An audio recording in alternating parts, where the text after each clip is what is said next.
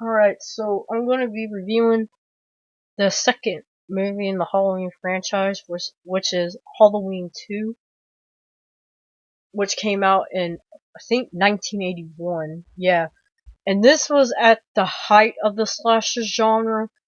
Like, the early 1980s was like and was like the golden age, the golden age of the slasher films, particularly 1980 and 1981.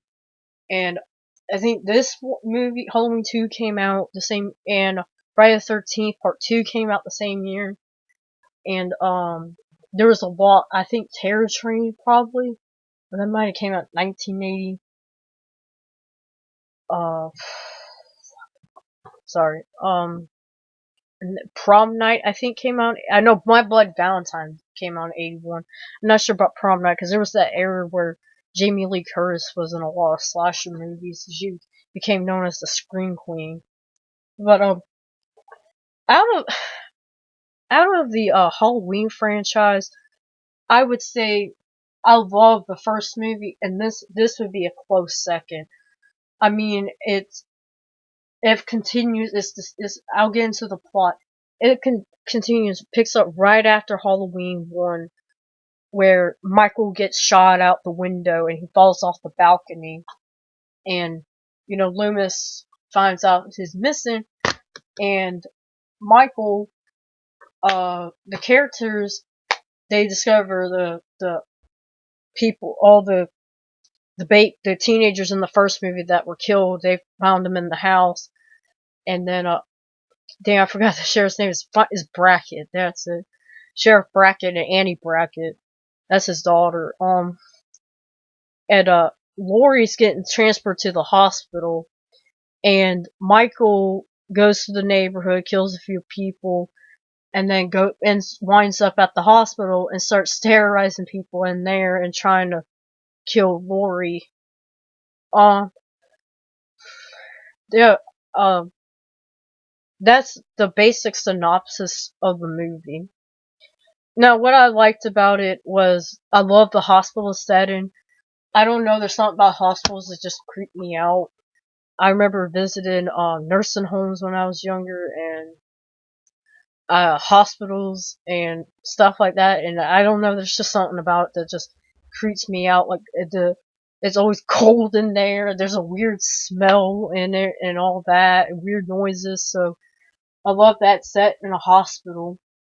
And I live in Florida, so during October they have this thing at Universal Studios. They have one in California too, called Halloween Horror Nights. And this was a house last year, and I went to it, and it was freaking awesome.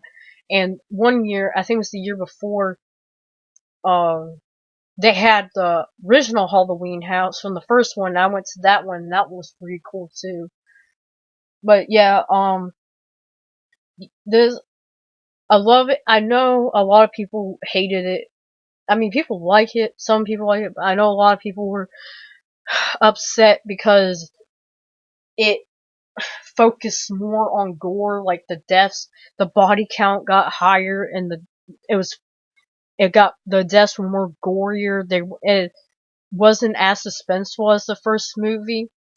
I mean, it does have suspenseful scenes, but you could tell it was during the height of the slasher genre, so it was a lot more about the body count and the gore. And which that didn't bother me, because I like gory movies. I like slasher movies. So um I liked Loomis, of course. Donald Pleasence returns as Dr. Loomis. Jamie Lee Curtis returns as Laurie Strode. There's uh they're both at the top of their game. Of course, I keep calling her Laurie. Jamie Lee Curtis's performance is kind of toned down now, because she's kind of like going through trauma from the first movie. Dr. Loomis is not. He's not like. He's kind of like the same way as the first movie. He's kind of like obsessive and stuff, but not as But you could kind of tell like he's going to become more crazier later on in the movies. But I like some of the death scenes are like what the one death scene that really stands out for me is this nurse. She's in a jacuzzi with this man, and of course he gets killed off screen. You just see him and the Michael stabbing, killing someone in the background, and it's like, a silhouette. But he takes the woman and he like turns up the water. I know people complain about this, like how the hell did the water get that hot? But he takes like the water is steaming and freaking sticks her face in there just like like this, just like drowning her, pulling her up, drowning her, pulling her up, and like her face gets burned up like really bad. Um, then there's one with a nurse. He sticks like a thing in the nurse, like a needle in a nurse's arm, and she bleeds out everywhere. Of course, they would redo that scene in Halloween Resurrection. Um, what else? There's a scene where a guy gets stabbed in the head in the temple with a needle. There's one nurse, I think someone gets stabbed in the face with a bunch of needles.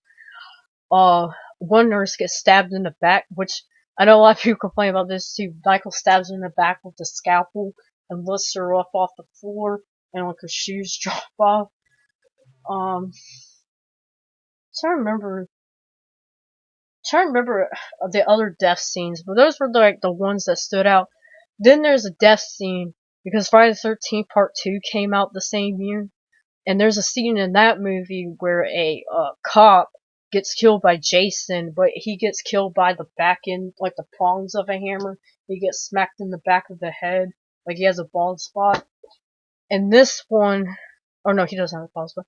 In this one, there's a security guard who gets killed by a hammer, but he gets killed by the front end of the hammer to the head. And I know a lot of people are like, wow, that's like very similar. I know.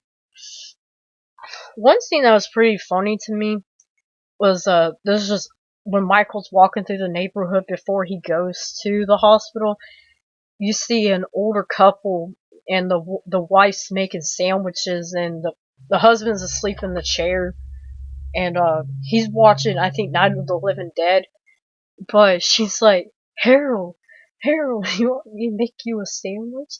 Do you want mayonnaise on it or whatever? But she's stands there for a while watching the movie.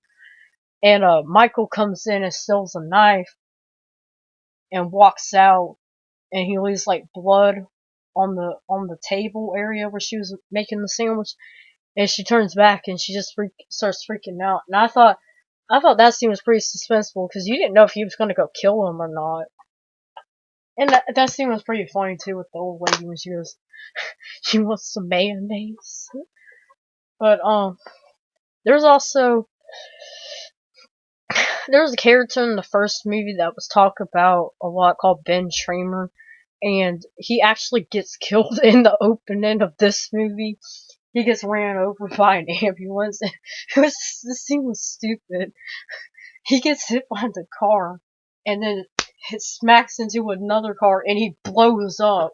And I was like, how the hell does that happen? Like, that didn't make no sense. There's a few goofs in this movie a lot of people bring up. Like, there's a scene, I think it's this one, where they're in the school, Michael goes into a school, and his mask, the hair on the mask is blonde. There's I forgot to mention, there's the scene near the end, when, the big showdown with Michael, when Michael gets shot in the eyes and there's blood dripping down the eyes. I thought that was a really cool scene. I have a mask from Halloween 2, but it doesn't have the blood dripping down the eyes, but it has the knitted needle when it sticks in her neck, when Lori stuck in his neck in the first movie. But, at the end, Loomis, goes near some oxygen tanks, and he flicks the lighter and it blows up. And of course, Loomis, this was supposed to be the last Halloween movie, because after this, there was supposed to be like Tales from the Crypt episodes. Like each movie after this was supposed to be based on a different theme of Halloween, and so it follows. So after part 3, when people got pissed off about it because Michael wasn't in it, they brought back Loomis and stuff, and he only has like a few burns on his face, and people are like, well, how the hell did he survive the big ass explosion at the end of part 2? And I'm like, it's a horror movie. I mean, yeah, I mean, this is a worthy sequel. I know some people don't like it because it went more for the slasher. It went with the higher body count and the excessive gore, but it's still a pretty good movie. I mean, it's better than the later sequels. Um, this also has the TV version in here, and that was the only reason why I got this Blu-ray set, was because that's the only way to get the TV version. But it's still pretty good. And then here's some other cover art for it. But yeah, that's my review.